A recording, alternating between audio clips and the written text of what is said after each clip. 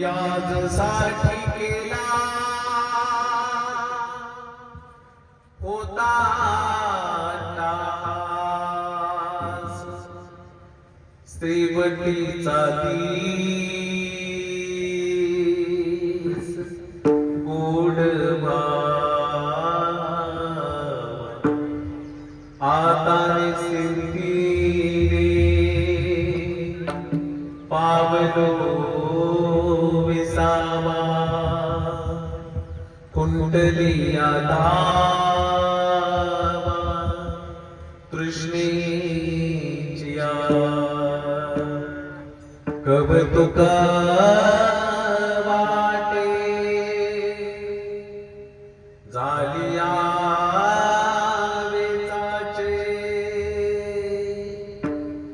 नाम मंगळाचे तेने गुणे आता सिंधीने पावलो विसावा कुंडलिया धावा तृष्णेचिया तुका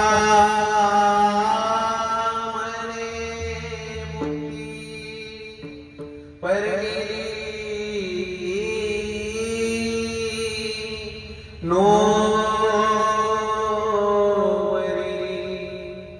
आता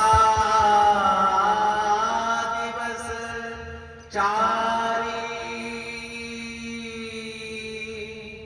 खेळी में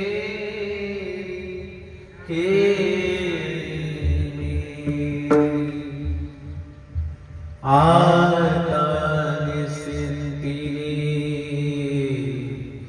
पावलो विसावा कुंडलिया धावा तृष्णेचिया समचरण सरोजम सांद्रलीला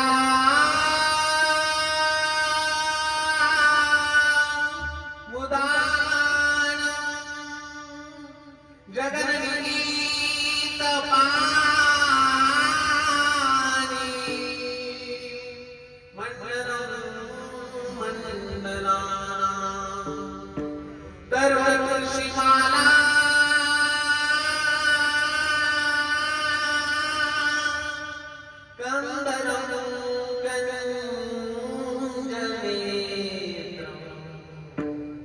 सदैव विरहासं विठ्ठलं चिन्तयामि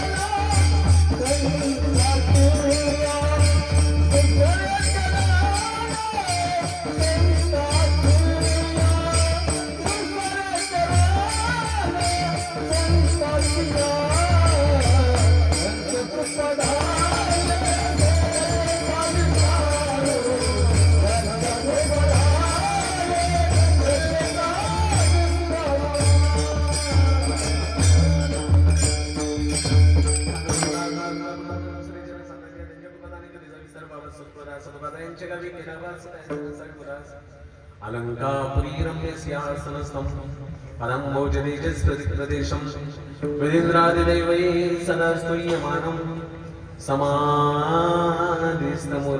भजे ज्ञानदेवं। ॐ नमो ज्ञानेश्वर।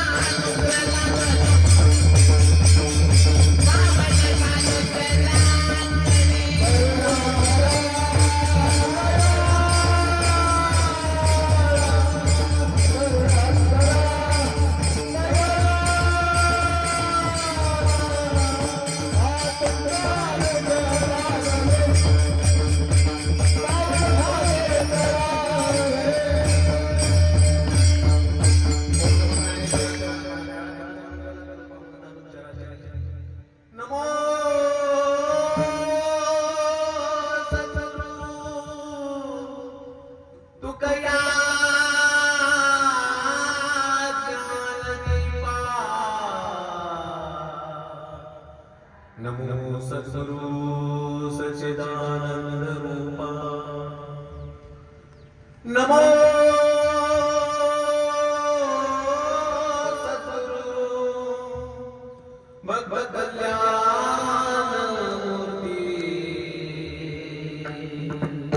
नमो सद्गुरु भास्कर कीर्ति सेवी लागी सेवक साधो।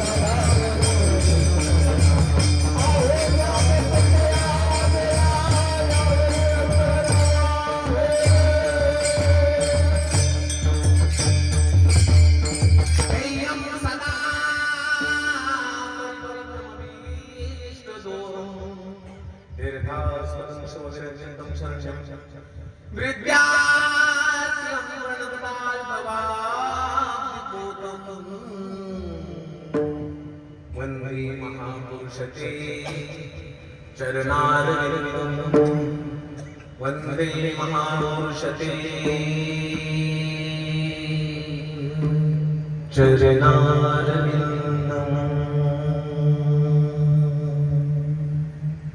फरियादसाठी केला होता अट्टहास, शेवटचा दिस गोड व्हावा, आता निश्चिंतीने पावलो विसावा, कुंटलिया धावा कृष्णेच्या प्रस्तुत.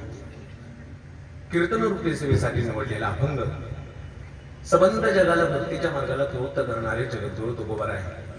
वारकरी संप्रदायाचे कळत जगद्गुरु तुकोबार आहे. इह लोकांनी सुखी व्हावं म्हणून आपल्या संसाराची राख रांगोळी करून जगाच्या कल्याणासाठी आपलं जीवन समर्पित करणारे जगद्गुरु तुकोबार आहे. यांचा हा 4 चरणाचा आपल्या जीवनामध्ये जो परमार्थाचा अट्टहास केला आणि त्याच्याजवळ जो परमात्मा भेटला आणि परमात्मा भेटल्यावर जो शेवट गोड झाला, शेवट गोड झाल्यानंतर जे काही दिवस आहेत ते आनंदाचे, जीवनाचं सार्थक झालं, जीवनाचं सार्थक परमार्थाने झालं हे सांगणार अभंग म्हणजे आजचा अभंग भेटाला.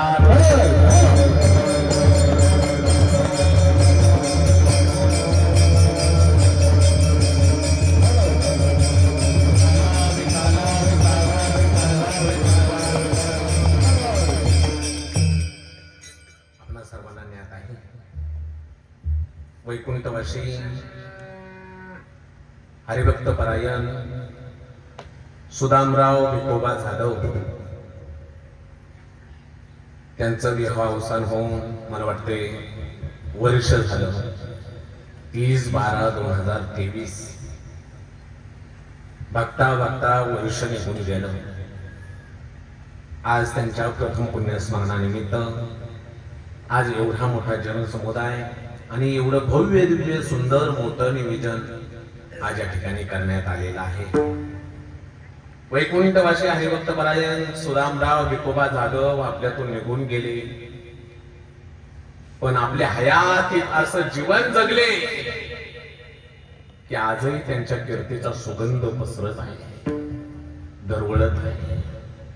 आणि म्हणूनच वर्ष झालं तरी त्यांच्या मुलांनी त्यांच्यासाठी आज कार्यक्रम ठेवलेला आहे.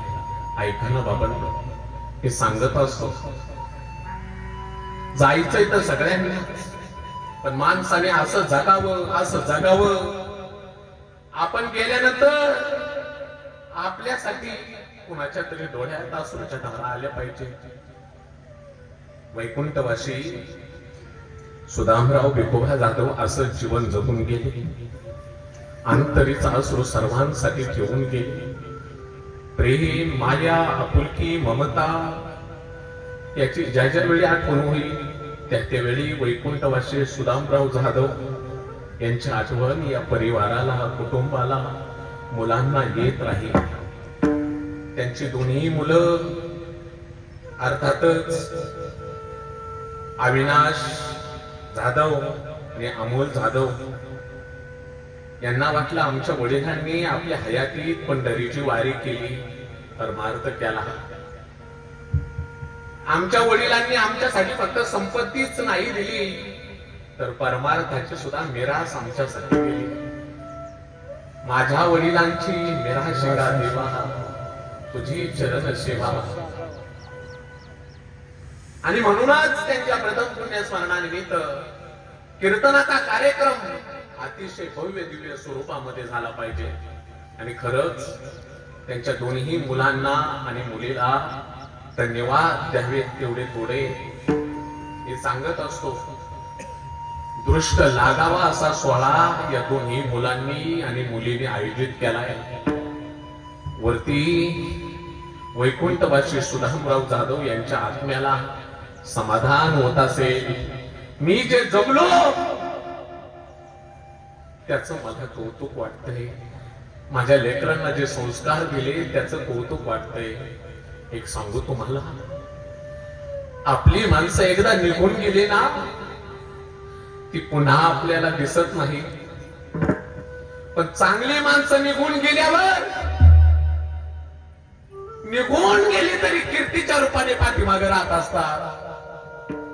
तसेच वैकुंठवासी सुदामराव जाधव जीवन जगून गेले, सर्वांसाठी या आठवणी मात्र ठेवून गेले.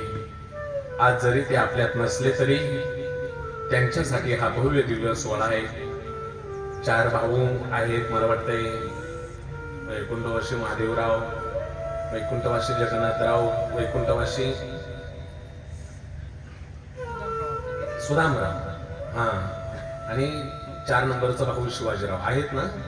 हा, भाऊ, परत बहिणी आहेत, 5 बहिणी ना, 5 बहिणी. त्याचबरोबर मला वाटतं पत्नी आहे श्रीमती पवित्राबाई सुदामराव जाधव. असा हा संपूर्ण परिवार. गावामध्ये चांगलं कार्य असू द्या, तिथं आमचे सुदामराव पुढं व्हायचे. मग त्या अखंड हरिनाम सप्त्यामध्ये अन्नदानाचं कार्य असो किंवा काय असो, परमेश्वराने जन्म दिलाय तर त्याची सेवा केली पाहिजे म्हणून सप्ताह असू द्या, गावामध्ये काही असू द्या, अन्नदानाची मोठी सेवा आहे म्हणून अन्नदानाचं कार्यही त्यांनी आपल्या हयातीमध्ये सत्कर्मामध्ये केलं. ते निघून गेल्यावरही आपल्या मुलांनाही तसे संस्कार लावले. मला वाटतंय कैवल्य साम्राज्य चक्रवर्ती भगवान श्री ज्ञानोबारायांच्या पालखी सोहळ्यामध्ये यांच्या स्मरणार्थ भव्य दिव्य असा पाणी वाटपाचं आणि बिस्लरी सर्व वारकऱ्यांसाठी वाटण्याचंही काम या मुलांनी, या परिवाराने त्यांच्या स्मरणार्थ केलं. शोकाकुल समस्त जाधव परिवार व ग्रामस्थ एकच सांगेल, माझ्या अविनाश रावांनी, माझ्या अमोल दादांनी दुरुष्ट लागावा असा आपल्या बापाचा पुण्यस्मरणाचा सोहळा आयोजित केला.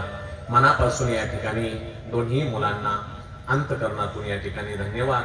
आज इथं आल्यानंतर या कार्यक्रमाचं सर्व नियोजन ज्यांनी केलं, मला असं वाटतंय याच गावचे महाराज आमचे आदरणीय केशव महाराज जाधव महाराजांनी पुढे होऊन कसं असतंय माहितीये का, कार्य चांगलं होतच असतं पण कुणीतरी मार्गदर्शन करणारा असावा लागतो. माझ्या केशव महाराजांनी अगदी तंतोतंत मला आठवतंय, मला जवळजवळ 3 महिन्यापूर्वी फोन आलता, महाराज ऐकून हो तुमच्याविषयी सर्व म्हणतात तुमचंच कीर्तन घ्यायचंय, महाराज ही तारीख टिपून घ्या बरं का. कितीतरी वेळा माझ्या केशव महाराजांनी मला कॉल केला आणि आवर्जून या कार्यक्रमाची आठवण मला या ठिकाणी करून दिली.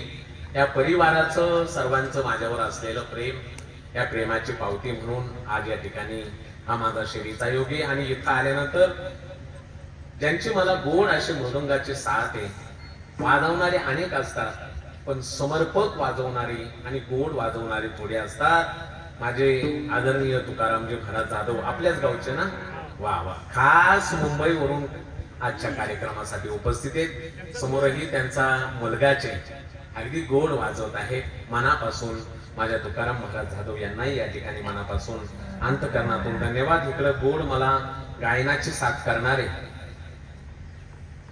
या ठिकाणी नाना महाराज पाटील बरोबर, वा गोड आवाज आहे तुमचा.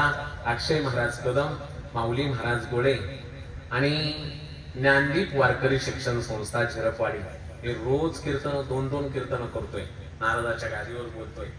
कुठं साथीला टाळकरी असतात नसतात, पण आज महाराज हे लेकर इतकी सुंदर नाचतायत, मी एवढं कधीच नाचत नाही गाताना, पण आज त्यांनी मला नाचायला भाग पाडलं. खरंच त्या बाळांसाठी एकदा टाळ्या वाजवा. सुंदर या ठिकाणी मला साथ करत आहेत सगळी ही वारकरी बाळ, त्यांनाही मनापासून धन्यवाद. आणि या बाळांवर छान असे संस्कार देऊन त्यांना शिकवणारे आदरणीय त्यांचे गुरु संस्थापक आदरणीय विजय महाराज जाधव, त्यांच्यासाठी एकदा जोरदार टाळ्या वाजवा.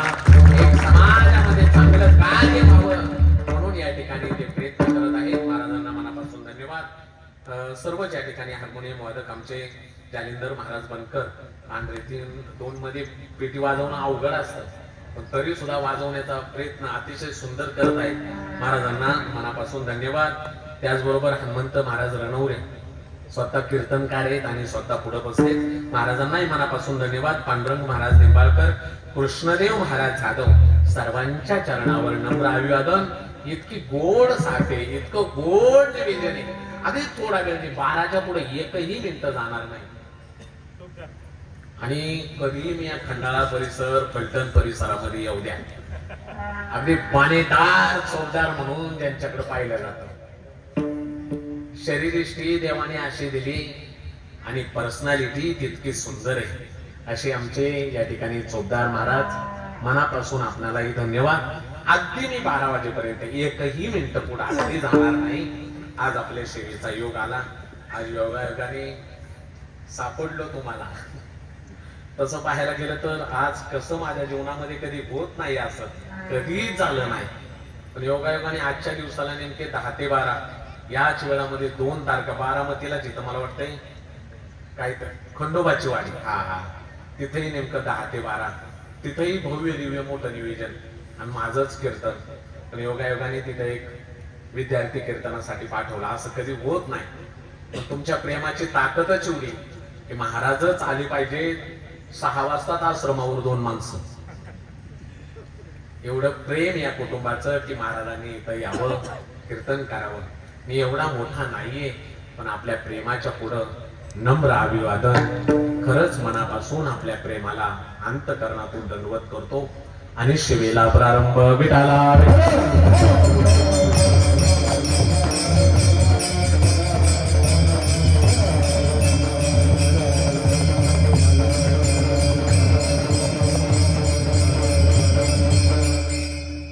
मानवी जीवनामध्ये आल्यानंतर प्रत्येकाला या ठिकाणी जायचंय बाबांना. आपण प्रत्येक गोष्टीची तयारी करतो, पण आपल्याला एक दिवस जायचंय याची तयारी कधी करणार? अरे अनमोल जन्म आपल्याला देवाने दिलाय, खूप योगायोगाने मिळालाय बाबांना. मी सांगत असतो, काय योग साधला जन्म तुला लाभला, कोण देव पावला रे,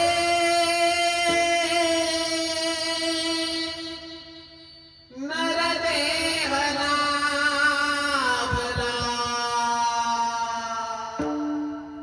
नरदेह लाभला, नरदेह लाभला. योगायोगाने मिळाला रे, खूप सायसाने मिळाला. पाप पुण्य करुणी जन्मा येतो, पाप पुण्य समान समी, तै पावे ही कर्मभूमी. पाप पुण्य समान झालं की हे मिळतं. खूप सायसाने मिळाले. नरदेह निदान लागले हाती, उत्तम सार उत्तम गती, देवची म्हणतील ते देव होती, तरी का चित्ती न धरावे. अरे खूप सायसाने आपल्याला हा जन्म मिळाला, तोही या भारत देशामध्ये मिळाला. साधू संतांनी आपल्या उद्धाराचा मार्ग सांगण्यासाठी या भारताचाच जन्म घ्यावा लागतो बाबांनो. भारतासारखा देश नाही. मी सांगत असतो, इंग्लंड देश लोखंड आणि कोळशासाठी प्रसिद्ध आहे. इंग्लंड देश लोखंड आणि कोळशासाठी प्रसिद्ध आहे. अमेरिका देश डॉलर साठी प्रसिद्ध आहे. इटली देश शिल्पकलांसाठी प्रसिद्ध आहे.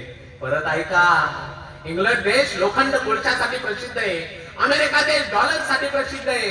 इटली देश शिल्पकलांसाठी प्रसिद्ध आहे.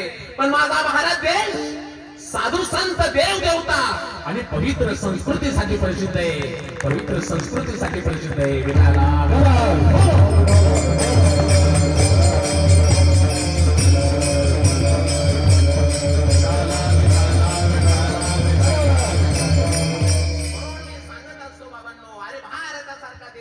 महाराष्ट्रासारखं राज्य नाहीये, पंढरपूर सारखं तीर्थ नाहीये, पांडुरंगासारखं दैवत नाहीये, ज्ञानोबाराय तुकोबारायासारखे संत नाहीये, वारकरी संप्रदायासारखा पंथ नाहीये, रामकृष्ण हरी सारखा मंत्र नाहीये, रामासारखं आचरण नाहीये, कृष्णासारखं चातुर्य नाहीये, महादेवासारखी विरक्ती नाहीये. ऐका ना बाबांनो, अरे भरतासारखा भाऊ नाहीये, उर्मिलेसारखे जाऊ नाहीये, राजेसारखी प्रेयसिका नाहीये. ऐका ना, कर्णासारखा दानी नाहीये, हनुमंतासारखी भक्ती नाहीये, मानवी शरीरासारखं शरीर नाहीये, आणि छत्रपती शिवाजी महाराजांसारखा राजा पुन्हा या जगात कोणी नाहीये. राजा पुन्हा या जगात कोणी नाहीये. विठाला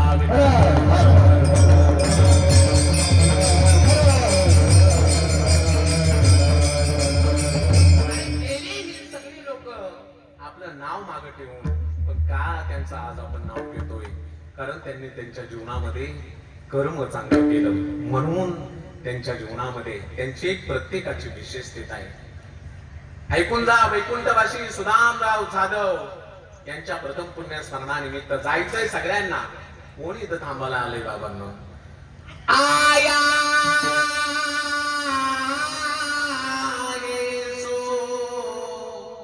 जाएगा राजा रंगपकी कोई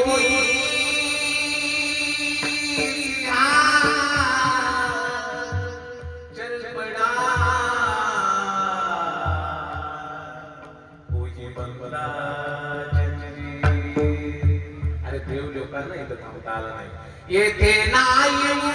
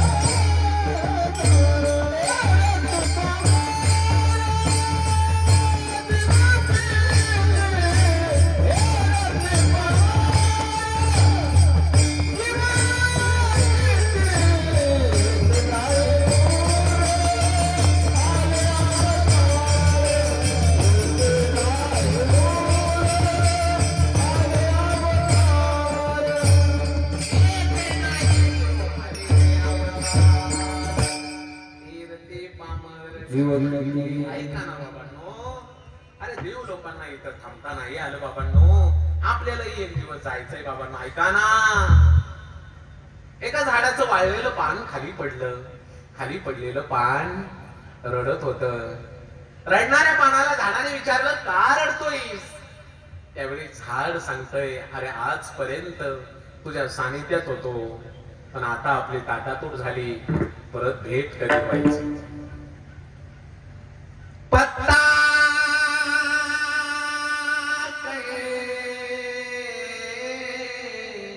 सुन वृक्षरा आवगे बिगड़े कब मिलोगे अमनी के तुम दो. त्यावेळेला झाड सांगते त्याला, ए पाना रडू नको रे बाबा. असं कित्येक पानं येतात आणि कित्येक जातात. येणं जाणं हा जगाचा नेम रे बाबा. वृक्ष कहे सुन पत्ता एक आएगा एक जाएगा, यही जगत की रीति. कुणी येत असतं, कुणी जात असतं, ही जगाची रीत आहे बाबा. ऐका ना. मग आपल्यालाही एक दिवस जायचंय, पण जायच्या अगोदर हे ऊस नानलंय बाबा. प्रभू स्नानलेली वस्तू ज्याची त्याला द्यावा लागते. हा पाचाचा आणि या उसना सेखी ज्याचा त्याला देणे लागे. जिंदगी किराए का घर है, एक ना एक दिन बदलना पड़ेगा. मौत जब तुझको तुझको, मौत जब तुझको आवाज तेरी, घर से बाहर निकलना पड़ेगा। मौत जब तुझको आवाज तेरी, घर से बाहर निकलना पड़ेगा। मौत जब तुझको आवाज तेरी, घर से बाहर निकलना पड़ेगा। मौत जब तुझको आवाज तेरी, घर से बाहर निकलना पड़ेगा। जिंदगी जिंदगी जिंदगी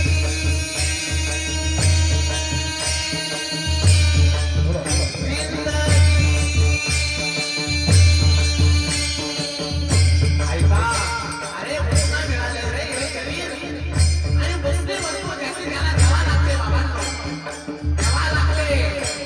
किती दिवसाचं आयुष्य असतं बाबांनो, कोणत्या टायमाला श्वास निघून जाईल काही भरोसा नाही. सांस रुक जाएगी चलते चलते, शम्मा बुझ जाएगी जलते जलते, दम निकल जाएगा रोशनी का, क्या भरोसा है इस जिंदगी का. किती दिवसाचं आयुष्य असतं बाबांनो, अजिबात परत हे जीवन मिळत नाही बाबांनो. मरण आल्यानंतर तिथं पुढे किती मोठा असू द्या, ऐसी हो जाएगी तेरी हालत, काम न आएगी दौलत का, तोड़ कर तेरी मुट्ठी आली, घर से बाहर निकलना पड़ेगा. जिंदगी एक किराए का घर है, लाइफ बदलना पड़ेगा.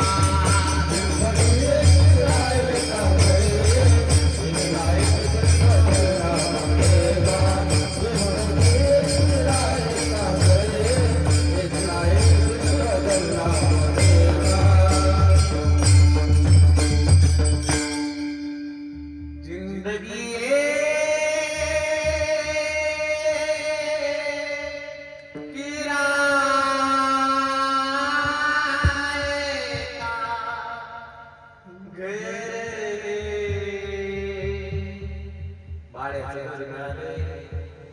कधी खाली करावं लागल काय भरोसा नाही. मग ते खाली करायच्या अगोदर मिळालाय तर त्याचा फायदा करून घ्या. मरायच्या अगोदर सावध सावध असं कर्म करा की तुम्ही गेल्यानंतरही तुमचं पुण्य स्मरण एवढ्याच थाटात झालं पाहिजे. वैकुंठवासी सुदामराव जाधव, अरे वर्ष गेलं तरी त्यांच्यासाठी एवढा जनसमुदाय जमलाय. काय कर्म केलं असेल. आपण सुद्धा आपल्या जीवनाच्या आधी सावध व्हा. नका कुणाला त्रास देऊ बाबांना. आज आपण एखाद्याला त्रास दिल्यावर आपल्याला सुद्धा त्रास होतो बाबांना. नका कुणाशी मत घेतो. किती दिवसाचा आयुष्य असतो बाबांना सांगत असतो मी. बापासारखा मुलगा नसतो, मुलासारखी सून नसते. अरे नातं नवरा बायकोचे का असाना, मांड्याला बांधे लागतच असते. अरे पटले जरी नाही, गाडी मात्र हाकायची असते. बोलणे बंद करून वाद करून आयुष्याचं गणित सुटायचे नसते. आपण म्हणतो कालच संक्रांत झाली, आपण म्हणतो त्याने माझा आस्था केलाय, मी त्याचा आयुष्यभर तोंड पाहणार नाही. मेल्यावर मात्र आवरून पाहायला जातो. पण तुम्ही आला हे करायला, तो जिवंत नसतो. म्हणून बाबांनो, का कुणाशी वाद करायचा. चांगला आयुष्य देवाने दिलंय.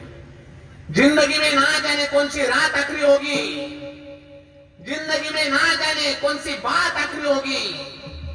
मिलते जुलते बातें करते रहो यारो, ये जिंदगी दोबारा नहीं मिलती, ये जिंदगी दोबारा नहीं मिलती, ये जिंदगी दोबारा नहीं मिलती. चांगलं कर्म करावं बाबांनो, चांगलं कर्म करावं. देव पाहतोय प्रत्येक गोष्ट. मी सांगत असतो, एक आंधळा व्यक्ती रोज मंदिरात जायचा. मंदिरात जाणाऱ्या आंधळ्या व्यक्तीला कट्ट्यावर बसलेल्या लोकांनी, आता कट्ट्यावर चर्चा करणारे असतातच, काय पडू द्या, चर्चा इतकी जोरात करणार. पण नका करत जाऊ चर्चा बाबांनी. ऐका ना, तो आंधळा व्यक्ती रोज मंदिरात जायचा. मंदिरात जाणाऱ्या आंधळ्या व्यक्तीला कट्ट्यावर बसलेल्या लोकांनी म्हणलं, ए आंधळ्या, दोन्ही डोळ्याने आंधळा दिसत नाही तरी रोज मंदिरात धडपडत येतोस, तुला काय देव दिसणार आहे का. कशाला धडपड करतोय? बस ना एका जागेवर.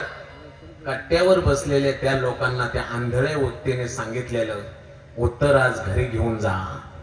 तो आंधळा व्यक्ती म्हणतोय, अरे तुम्ही तर दर्शनाला जायना आहे आणि मला बोलताय. मला चांगलं माहित आहे मी दोन्ही डोळ्याने आंधळा आहे. मला देव दिसणार नाही, मला मंदिर दिसणार नाही, मला देवाची मूर्ती दिसणार नाही. पण मी देवाला पाहायला मंदिरात जात नाही.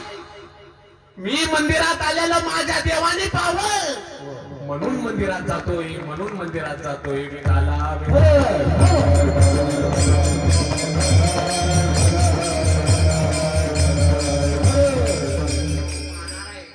चांगलं जीवनात कर्म करावं आणि एक दिवस निघून जावं म्हणून संत सांगतात सावध व्हा. मरणादी सावध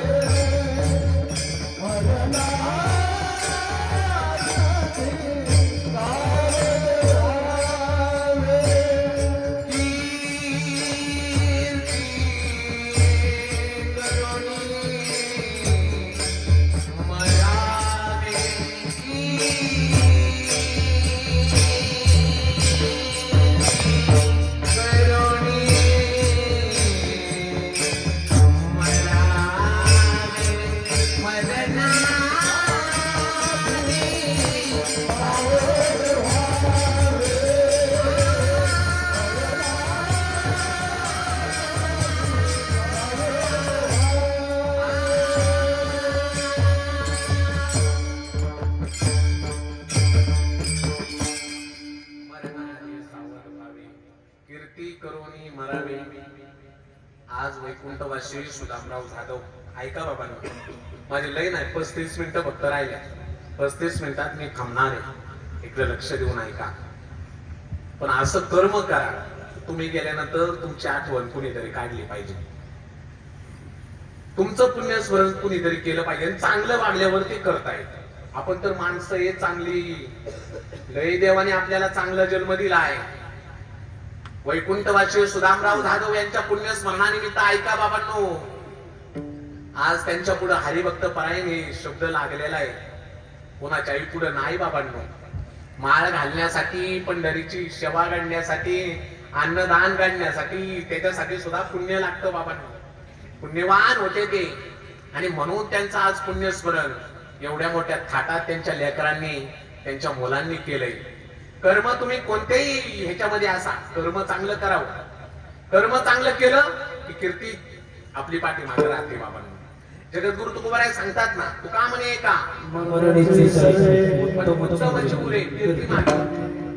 वाईट वागणाऱ्याचंही लोक नाव घेतात ना, पण उत्तम कीर्तीने आपण मागे राहावं. असं आपल्या जीवनामध्ये बाबांनो जीवन जगावं. ऐका ना, झालं माझा थोडा वेळ राहिलाय. असं जगा, असं जगा. तुम्ही गेल्यानंतरही तुमची आठवण कायम काढली पाहिजे. मला सांगितलं या परिवाराने की महाराज आमचा बाप म्हणजे आमच्यासाठी सर्वस्व होतं. सांगितलं मुलांनी, मुलींनी, आमचा बाप आमच्यासाठी सर्वस्व होतं का? की मुलीचाही बापावर किती जीव असतो. ऐका बघता लक्ष देऊन. फक्त लक्ष देऊन ऐकलं तर तुम्हाला सगळं कीर्तन कधी वेळ निघून गेला अजिबात कळणार नाही. ऐका, एका भल्या मोठ्या शेठजीची अंत्ययात्रा चालली होती. काय चालली होती? हजारो लोक त्या अंत्ययात्रेमध्ये होते. मी मुलीचा बापावर किती जीव असतो याच्याकरता सांगतोय, ऐका. अंत्ययात्रा चाललेली असताना एक दुसरा शेठजी आला पळत. थांबा, खाली ठेवा ब्रेक. लोक म्हणले अरे तो गेलाय, खाली का ठेवा का? खाली ठेवा. अरे पण का? त्या मेलेल्या शेठजीनी माझ्याकडून 50 लाख रुपये घेतल्या. जो कोणी 50 लाख रुपये देण्याची जबाबदारी उचलेल त्याच वेळेला मी प्रेत जाळायची अनुमती देईल. आता नातेवाईक तर लांबच सरकले. 50 लाख रुपये कुठून द्यायचे?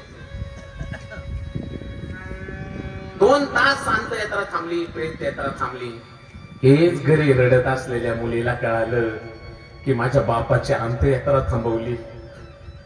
जेवढं सोनं नाणं होतं, घरात काय होतं, एका फडक्यात बांधलं. त्या शेठजीच्या जवळ गेली, पायावर ठेवलं. शेठजी, घेतले असत्याल माझ्या बापाने तुमच्याकडून 50 लाख रुपये. या बघा, माझ्याकडे जेवढं काही घरात होतं मी ते सगळं आणलंय. हे घ्या, राहिलं तर पुन्हा परत काय असेल ते मी जबाबदारी उचलते, पण माझ्या बापाची अंत्ययात्रा थांबवू नका. शेठजी, माझ्या बापाचा शेवट गोड होऊ द्या. तेवढी रडणाऱ्या मुलीला शेठजीने उचलले. हे मुली, रडू नकोस. तुझ्या बापाने माझ्याकडून 50 लाख रुपये घेतले नव्हते, तर तुझ्या बापानेच मला 50 लाख रुपये दिले होते आणि सांगितलं होतं मी मेल्यावर माझा जो खरा वारसदार असेल त्याला दे. मी शोधत होतो माझा खरा वारसदार कोणी. मुलीचा जीव असतो बापावर याच्यासाठी सांगितलं. जगद्गुरु तुकोबा हे सांगतायत, अरे हा जन्म ज्या योनीमध्ये मिळालाय ना, हा मनुष्य जन्म आपल्याला कुणाचे गुणी काढायला नाही मिळाला. हा मनुष्य जन्म भजन करण्यासाठी मिळालाय. म्हणून परमार्थच करावा. मी सुद्धा माझ्या जीवनामध्ये परमार्थाचा अट्टाहास केला. अरे लय त्रास झाला मला कुणी काटेच्या काठीने मारलं. अरे कुणी गावच्या पाटलाने सांगितलं गावात राहायचं नाही. कोपला पाटील गावी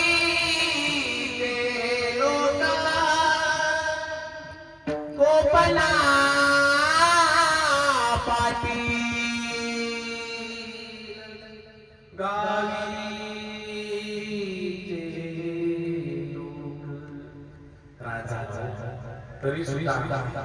तरी सुद्धा ऐका ना बाबांनो, चांगलं वागण्याचा अट्टहास सोडला नाही. आणि मग मात्र जगद्गुरु तुकोबा एवढंही झाल्यानंतर देवाला सांगितलं की आता दिसू नये जना ऐसे करी नारायणा, देवा मला नेण्यासाठी. आणि मग ज्या वेळेला देव नेण्यासाठी आल्यानंतर माझे जगद्गुरु तुकोबा जाण्यासाठी निघाले.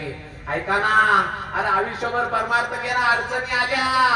अरे कुणी इंद्रायणीमध्ये वया बुडवल्या, कुणी काटेच्या काठीने मारलं, कुणी गावात राहू नका सांगितलं, तरी परमार्थ सोडला नाही. त्याचा परिणाम अरे जगाचा मालक पांडुरंग नेण्यासाठी आला आणि जगद्गुरु तुकोबा जाण्यासाठी निघाले. त्यावेळी म्हणताय जगद्गुरु तुकोबा आम्ही जातो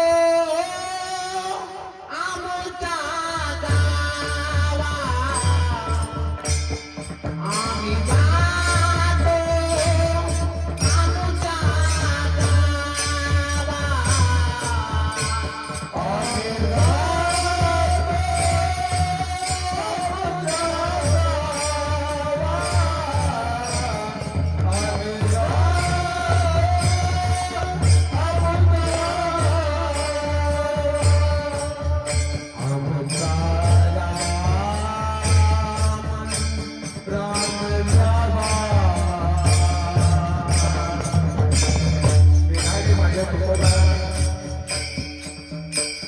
पंढरीचा पांडुरंग नेण्यासाठी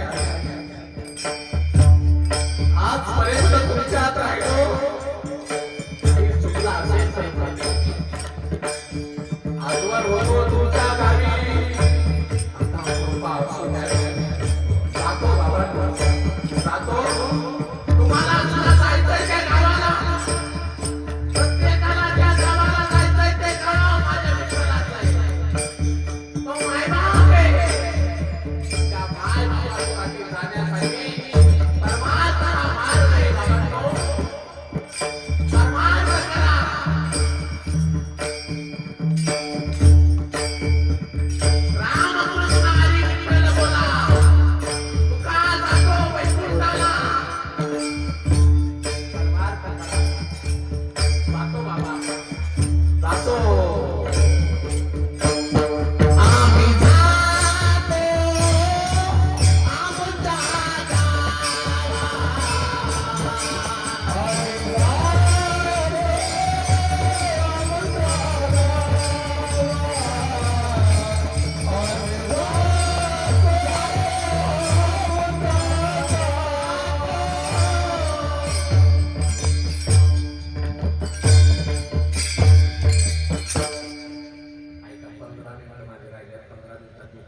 अनुभवणारे ऐका.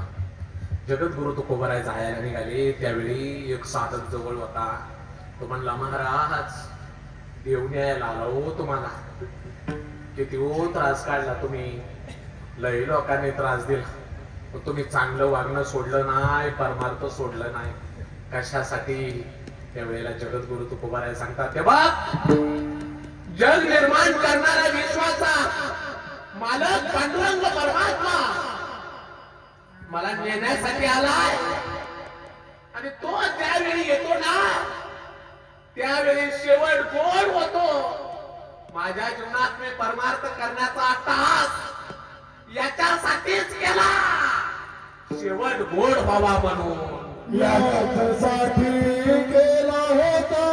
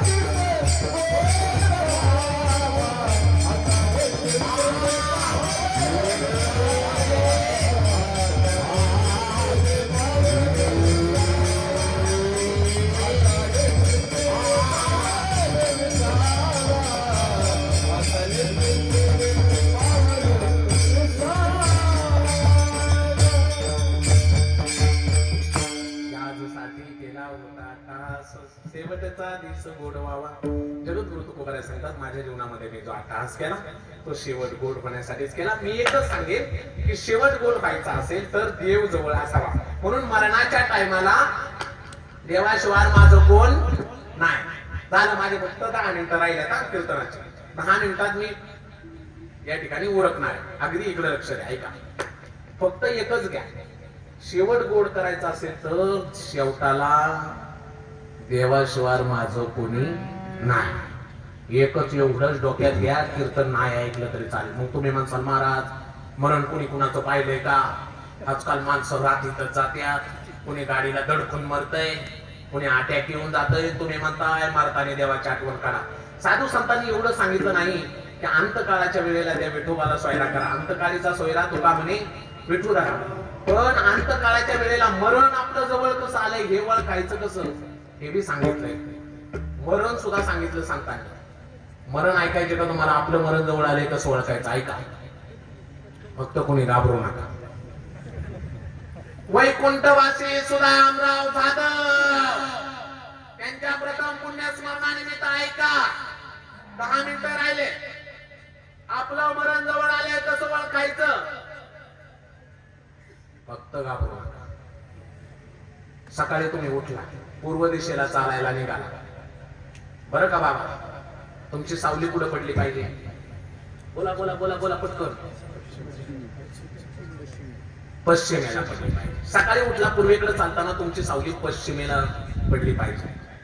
पण यदा कदाचित ती सावली पश्चिमेला न पडता जर दक्षिणेला पडत असेल तर समजून जा 6 महिन्यात राम नाम सत्य हे आता तरी रामकृष्ण हरी म्हणलं पाहिजे. आणखी सोपं करून सांगतो. एका नदीचा शांत पाण्यामध्ये उभे राहा, सगळं प्रतिबिंब तुम्हाला पाण्यात दिसेल.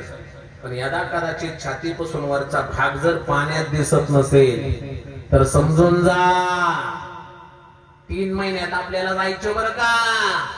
आता तरी रामकृष्ण हरी म्हणलं पाहिजे. आणखी सोपं करून सांगतो. 15 वाजल्या आंघोळीला घ्या. 15च्या 15 वाजल्या अंगावर होता. 15 वाजल्या अंगावर ओतून सुद्धा गळ्यापासूनचा वरचा भाग जर कोरड्याच्या कोरडा राहत असेल तर समजून जा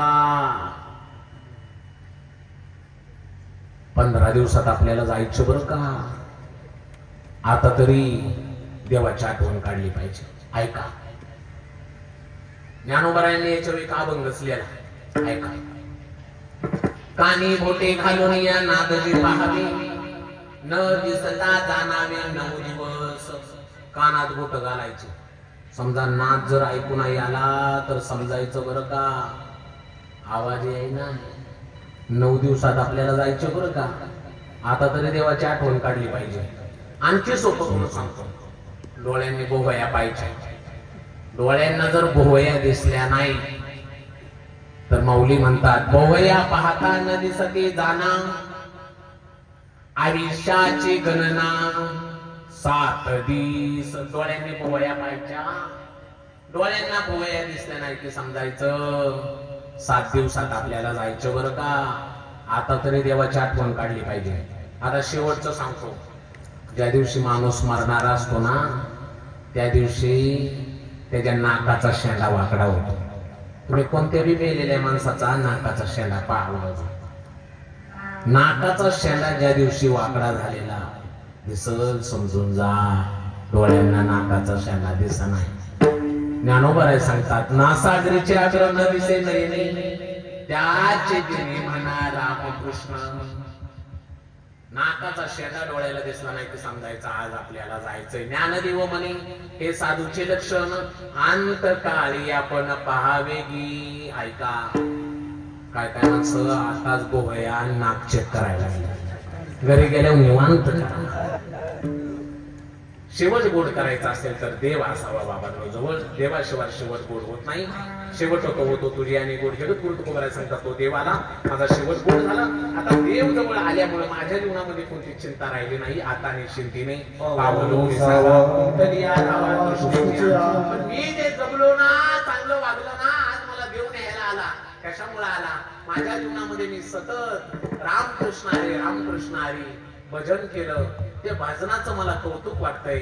कौतुक वाटे झाली या वेचाचे नाम मंगलाचे तिने गुणे. आज वैकुंठवासी सुदामराव जाधव म्हणत असतील अरे माझ्या जीवनाचं मला कौतुक वाटतंय. आज एवढा मोठा जनसमुदाय माझ्यासाठी जमलाय. आज मला माझ्या मुलांनी एवढा मोठा माझ्यासाठी सोहळा ठेवलाय. माझ्या जीवनाचं कौतुक वाटतंय. कौतुक वाटे झाली या वेचाचे नाम मंगलाचे तिने गुणे. झालं माझं. 5 मिनिटं राहिल्यात. एकदा हात वरती करा सगळ्यांनी. संपलंय माझं कीर्तन. सगळ्यांनी एकदा त्यांच्यासाठी आलात ना त्यांच्यासाठी भजन एकदा सगळ्यांनी आज आपली ही होती सरदार साहेब इकडे चला. हा एक साथ बघा असा टाळीचा आवाज आला पाहिजे. मी सगळं टन पर्यंत आवाज गेला पाहिजे. हा एक साथ वा वा वा क्रिकेट एकदाच आवाज.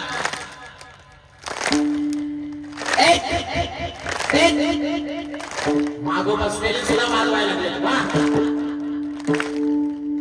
तकवा जाता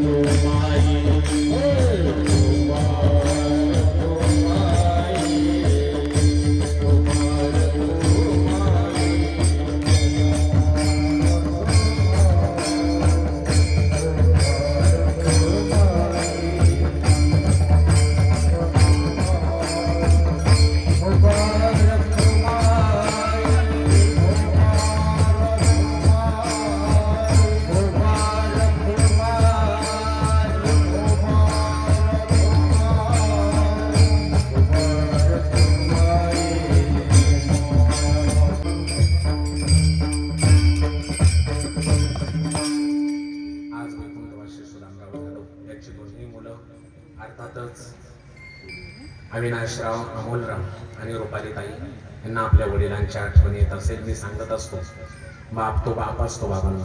बाप निघून गेल्यावर कळतं काय असतं बाप. मी रोज, असं मला दिवस नाही की मला पुण्यस्मरणाचं वर्ष श्राद्धाचं कीर्तन नाही, रोज बोलत असतो बाप. ज्याचा बाप निघून गेलाय ना त्याला विचारा काय असतो बाप, काय असतो बाप. ज्याचा बाप निघून गेलाय त्याला विचार. बाप निघून गेला की जीवनामधला आधार निघून जातो बाबांनो. एक गरीब कुटुंब होतं, दोघं नवरा बायको. एक 2 मिनिटं बघतो या मुलांसाठी बोलतो, ऐका. गरीब कुटुंब होतं, दोघं नवरा बायको होते, पण मुलगा नव्हतं. लग्न झाल्यानंतर 7-8 वर्षांनी एक मुलगा झाला. मुलगा झाला आणि मुलाची आई वारली. आता बाप आपल्या मुलाला एकटा शिकवत होता, गरिबी होती, राबायचा, कष्ट करायचा, पण आपल्या लेकराला शिकवत होता.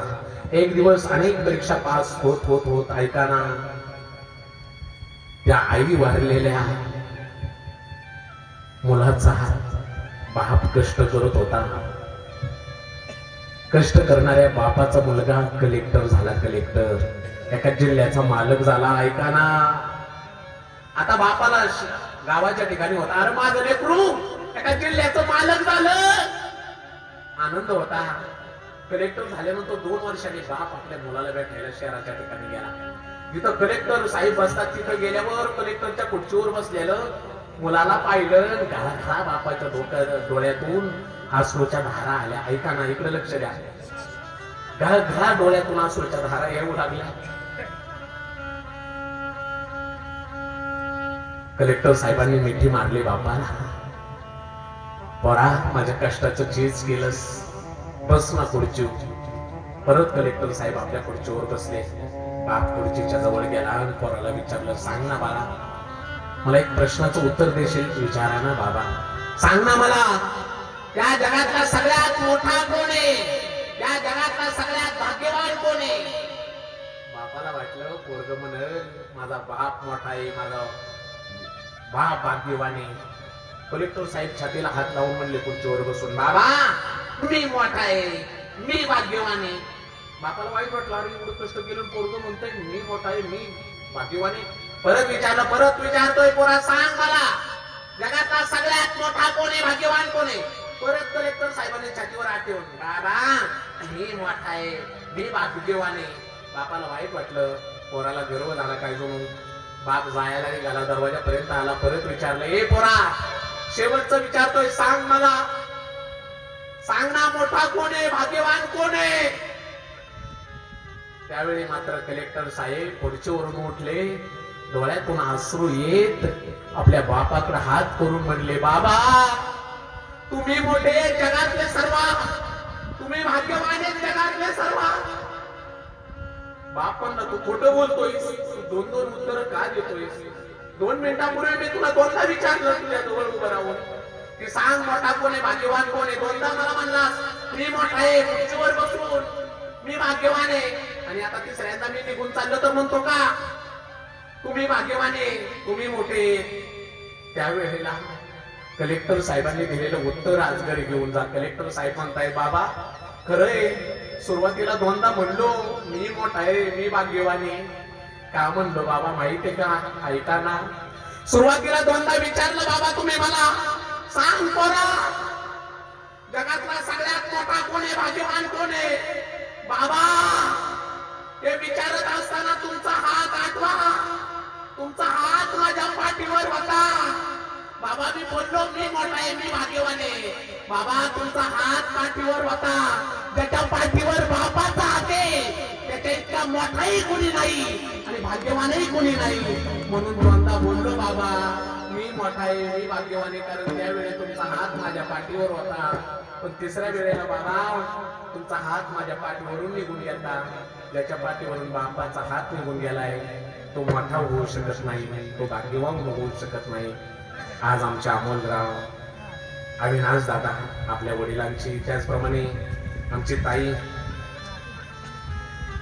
रुपाली राजेंद्र पिसाळ, मला वाटते जावई प्राथमिक शाळा शिक्षक आहेत, तिने मुलं आज म्हणत असतील आमचा बाप. मी सांगत असतो बाप काय असतो बाबांनो, गेल्यावर कळतं.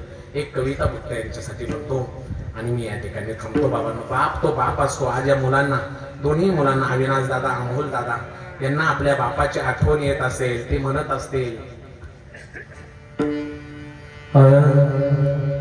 आसू सरले सरले, म्हणत असतील की मुलं आसू सरले सरले, आता हुंदके उरले, बाप होता माझा कणा येते आठवा क्षणोक्षणा, सांग सांग देवा कस विपरीत केलं, सांग सांग देवा कस विपरीत केलं, झाड सावलीच गेलं माग काही उरलं, देव गेला देवा घरी ठेवा ठेवणी आठवणी, देव गेला देवा घरी ठेवा ठेवणी आठवणी, डोळ्यापुढे माझा बाप पाठी नाही आधाराची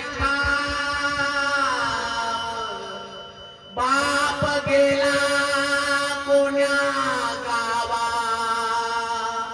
काही सुचना कळेना,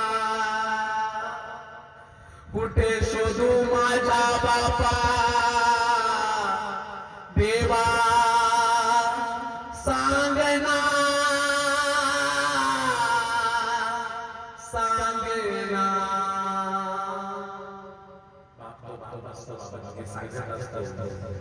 झाड सावलीच गेलं आता खेळ हा कोणासी, झाड सावलीच गेलं आता खेळ हा कोणासी, झालं रिकामा भाड आता कचटे उरासी, बाप गेला दूर देशी, बाप गेला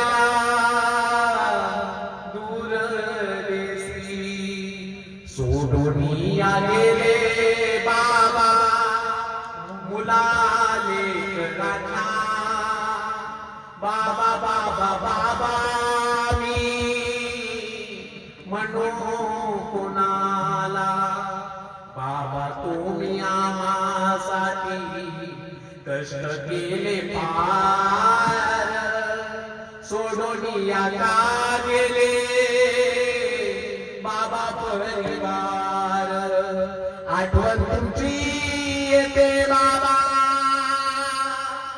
क्षणा क्षणाला, बाबा बाबा बाबा मी म्हणू कुणाला. माझं कीर्तन समजतं आहे, बाप तो बाप असतो. हे दुःख सहन करण्याची ताकद या परिवाराला मिळो. मी नसरापूर या ठिकाणावरून आलो. नेहमीच मी नसरापूरला एक अनाथ आश्रम चालवत असतो. तिथं मी आई वडील नसलेली मुलं सांभाळत असतो. जर आपल्याकडे आई वडील नसलेली मुलं असतील तर ते माझ्याकडे पाठवा. आई वडील नसलेलीच मुलं मी माझ्याकडे सांभाळत असतो. अशी 62 मुलं नसरापूरला माझ्याकडे आहेत. महाराष्ट्रातल्या 9 जिल्ह्यामधली मुलं माझ्याकडे आहेत. मी फक्त आई वडील नसलेलीच मुलं घेतो. मृत्यूचा दाखला आई वडिलांचा असेल तर मी त्या मुलांना घेतो. अशी मुलं माझ्याकडं 62 आहेत. महाराष्ट्र शासनाने माझा सन्मान सुद्धा केला. देवेंद्र फडणवीस साहेब आणि नामदेव शास्त्री सानप मठाधिपती भगवानगड या दोघांच्या हस्ते 4-5 महिन्यापूर्वी टीव्हीला सगळ्या बातम्या आहेत. माझा सन्मानही झाला. फक्त आई वडील नसलेली मुलं मी सांभाळतो. काही मुलं माझ्यावर आलेली बी आहेत. 1-2 छोटी मुलं आहेत.